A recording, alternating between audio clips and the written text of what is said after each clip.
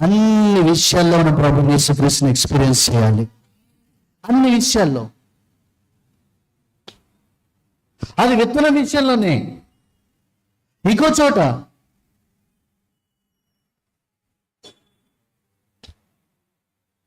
కొంతమంది వ్యక్తులకు అర్థం కాక వెళ్ళిపోయారు.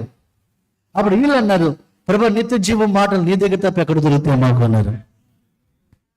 వాళ్ళు ఎక్స్పీరియన్స్ చేశారు, అందుకే వెళ్ళలేదు. ఇంకో చోట పేతురు గారు మునిగిపోతున్నాడు.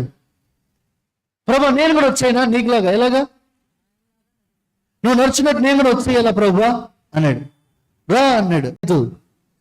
ప్రభు ఏదైనా చేయగలడు వారి కోసం. అదే చెప్పాడు ఆయన. రా అన్నాడు. రా అన్నప్పుడు ఏం చేశాడు? ప్రభుని చూశాడు.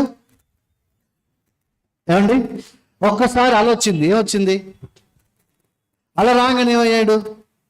మెల్లగా.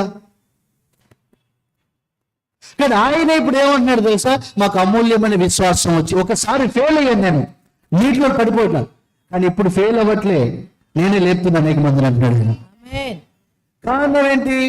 ఎక్స్పీరియన్స్ అయ్యాడు, అమూల్యమైన విశ్వాసాన్ని సంపాదించాడు. మీకు అర్థమైందని చెప్పిన మాట. ఏమయ్యాడు? ఎక్స్పీరియన్స్, అనుభవ జ్ఞానం వచ్చింది. ఒకప్పుడు ప్రభువుని చూశాడు, నడిచాడు కొంచెం, మళ్ళీ అలా చూశాడు. ఏమయ్యాడు? ఈసారి ఏమంటున్నాడు? అపొస్తలుల కార్యాలు 3వ అధ్యాయంలో ఉంటుంది, వెండి బంగారం నా దగ్గర లేదు, నా ప్రభు ఇచ్చింది ఇస్తున్న పైకి లే అన్నాడు. అంటే ఇప్పుడు వేరైపోయాడు ఆయన.